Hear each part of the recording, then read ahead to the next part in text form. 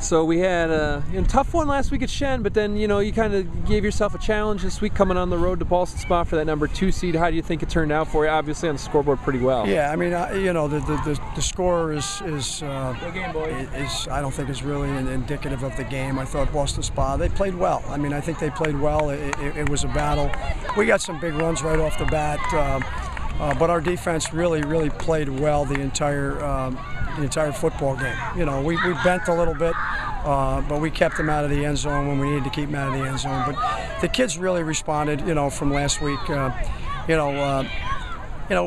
underestimated Shenendehowa. We really did.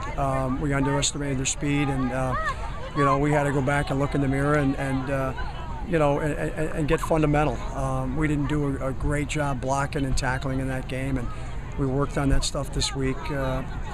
We tried like heck to let them know how good of a football team that Boston Spa is, and the things that they do are very tough to defend. And but in the end, our defense really stood up, and our team as a whole just showed a tremendous amount of courage in coming back from such a tough loss. I want to ask you about the defense a little bit. 4 turnovers on downs, 4 turnovers forced. I mean, I know the 2 interceptions right near the end of the half, but just what does it, let's say about the defense? Last week it didn't work out as well, and this week you come back and you look so strong. Yeah, it's just a credit to the kids. That it was bumpy. I mean, this week wasn't easy. It's trying to keep the kids believing in what we're doing, and hey, we're still a 5-1 football team.